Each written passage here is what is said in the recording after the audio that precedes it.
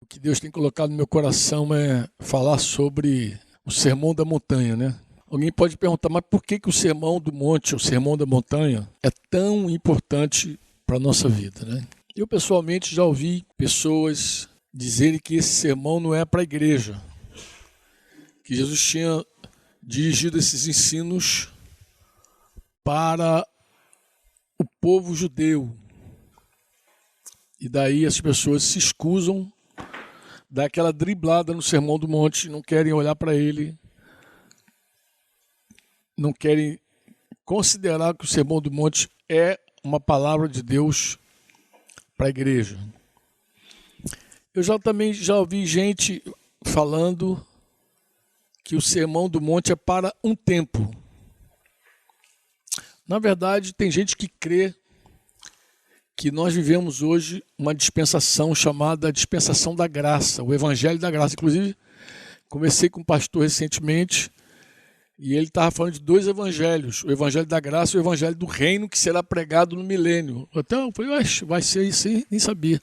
Para mim, Jesus começou a pregar o Evangelho do Reino, os apóstolos pregaram o Evangelho do Reino e segue o Evangelho do Reino sendo pregado. Jesus falou que o Evangelho do Reino seria pregado até o final, para que a volta dele se consumasse. Então, muita gente crê que o Evangelho do Reino de Deus ainda vai ser pregado no milênio, que não está sendo pregado hoje.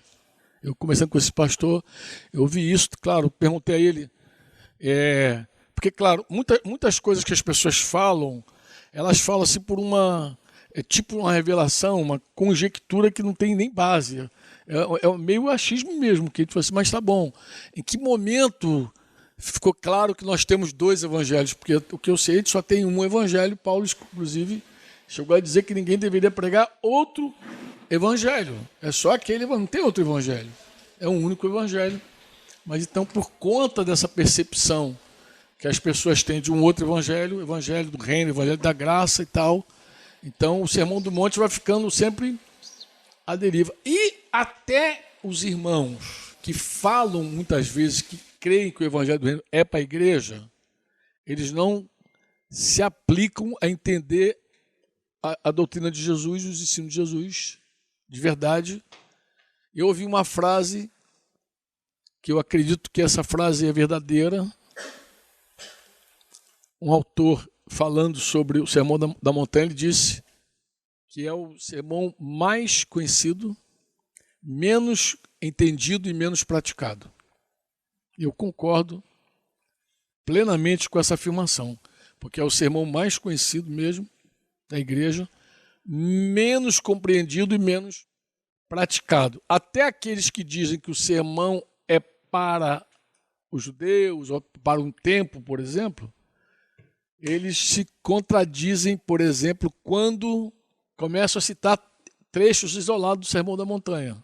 Por exemplo, o mesmo cara que diz que aquele ensino é para o judeu, ele também prega do púlpito que nós somos sal da terra e luz do mundo. O mesmo pastor que diz que aquele ensino de Jesus é para um tempo, que é só para o evangelho do reino, ele diz que a gente tem que edificar a igreja sobre a rocha. Isso ensina em toda a escola dominical, de todas as denominações que eu conheço, ensina assim, que a casa é edificada sobre a rocha. Então eles pegam, na verdade, trechos, momentos do Sermão da Montanha e vão extraindo aqueles textos que, na concepção deles, não é um texto tão comprometedor, né? Muito embora, deixa eu dar uma notinha aqui boa para vocês, muito embora poderia sim comprometer, por exemplo, vou dar um exemplo para você, quando o pastor ensina, quando o líder ensina, o discipulador ensina que a casa é edificada sobre a rocha. Irmãos, isso é um ensino, eu acho que é uma das coisas mais ensinadas no meio evangélico. A casa é sobre a rocha. O novo convertido, ele sabe sobre o local da construção da casa. Eu sei que há vários anos, ainda na década de 90, visitando o Chile, como a gente faz sempre, estava reunido com os jovens e eu fiz a seguinte pergunta: onde se constrói a casa? E uma menina respondeu, sobre La Roca. E eu não a conhecia, não a identificava. Eu falei, mas você, de onde que você é? Ela era nova convertida. Eu falei, impressionante, você é nova convertida e já sabe que a casa se edifica sobre a rocha. A minha filhinha, Débora, que agora está uma filhona, quando era pequenininha ela já cantava, não, não construa a sua casa na areia, não, não construa na beira de uma criança, ela já cantava. Se sabe que é a construção na rocha. O detalhe é quando a gente pergunta como. Como edificar sobre a rocha? E aí o pessoal começa a engasgar. Como edificar sobre a rocha? Aí começa também assim umas explicações subjetivas, né? Não, aí para edificar sobre a rocha nós precisamos ler a Bíblia e orar. Para edificar sobre a rocha precisamos ir à igreja. Para edificar sobre a rocha a gente precisa ser assíduo, tem que dar o dízimo, oferta, sei lá quantas explicações os caras vão dando. E eles esquecem do que Jesus mesmo falou sobre a edificação sobre a rocha. Jesus termina o sermão dele dizendo assim que ele vai dizer, todo aquele, capítulo 7 lá de Mateus, todo aquele que ouve estas minhas palavras, e as pratica. Então, ele diz como construir na rocha. Todo mundo que ouve estas minhas palavras e as pratica. Quem ouve estas minhas palavras e as pratica, eu vou comparar essa pessoa a um edificador, um construtor sábio, prudente, que edificou sua casa sobre a rocha, e quando a chuva caiu, os rios transbordaram e deram com ímpeto contra aquela casa, a casa não caiu. Ouve estas minhas palavras e as pratica. Depois ele vai dizer, aquele que ouve e não pratica estas minhas palavras, não outra, estas minhas palavras, esse ensino que eu acabei de dar, que não faz nada com relação a ele, eu vou comparar você a um construtor imprudente, tolo, interessante, que ouviu, ele sabe, mas não faz. Eu vou comparar você a um construtor imprudente que edificou sua casa sobre areia. E Jesus faz uma promessa terrível. Qual é a promessa dele? Os rios vão transbordar quando a chuva cair. E esses rios vão bater na casa. Ou seja, a construção da nossa vida será provada. Todos serão provados. E naquele dia que a enchente pegar, aquilo que é teórico cai. O que é prático fica. Inclusive, essa é a grande diferença que existe entre um discípulo fundamentado e o discípulo sem fundamento. Porque você pode ouvir sobre o fundamento desde criança e repetir igual um papagaio. Mas como é que eu sei que você é um mero ouvinte? Quando eu olho e vejo tua casa no chão. Quando eu olho e vejo você derrubado no chão, caído, eu posso dizer, você é um teórico. De quê? Dos ensinos de Jesus. Você não levou a sério o Sermão da Montanha. Não levou a sério o sermão. Porque Jesus não está se referindo a outro ensino, ele está falando do Sermão da Montanha.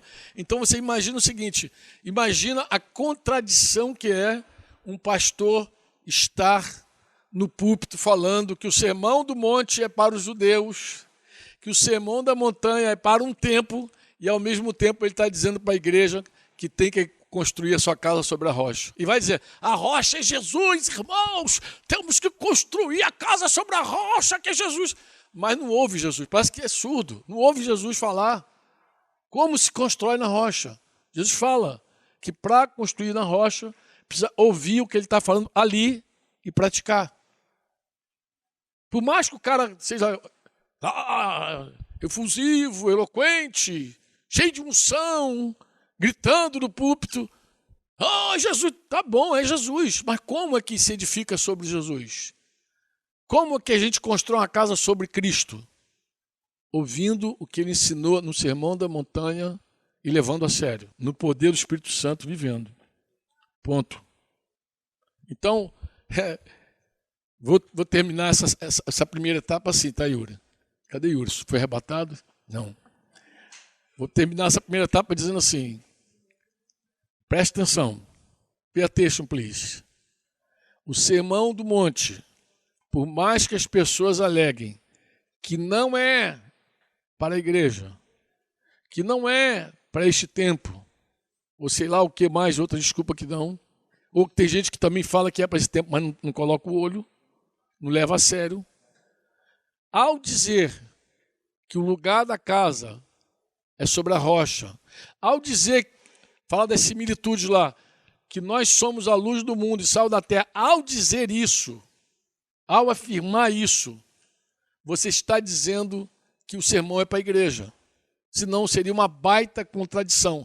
Seria o seguinte, você pega a tua Bíblia, arranca Mateus 5, 6 e 7 da tua Bíblia, arranca Lucas também, alguns textos de Lucas lá, 6 e tal, 5, 6, que ele vai falar, alguém chama de sermão da planície.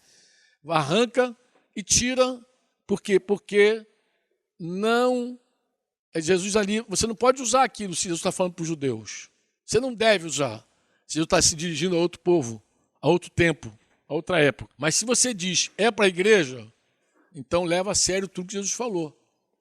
Inclusive, para de teorizar a Bíblia, para de teorizar o discurso, olha para o que Jesus está dizendo e veja, Jesus está falando dessa palavra. Vê se não é isso, confere aí. Dá uma olhada aí no finalzinho aí, quando ele começa a falar, capítulo 7 de Mateus, vê se não é isso que ele está dizendo. Todo aquele que ouve estas minhas palavras, dá margem para dizer que é outra palavra? Será que ele está citando outro assunto? Ou ele está falando do discurso que ele começou no capítulo 5, versículo 1? Vê se não é assim que ele está dizendo. Confere aí você. Vê se eu estou iludido. De repente, usar Franco. Está iludido. Versículo 24 do capítulo 7. Todo aquele, pois, que ouve estas minhas palavras. Estas, não são outras, são estas. Estas minhas palavras. Então a gente tem que pegar o Mateus 5, 6 e 7 e levar profundamente a sério. Amém? Por que então de compreender e de praticar, além de só ouvir? Por causa disso. Amém?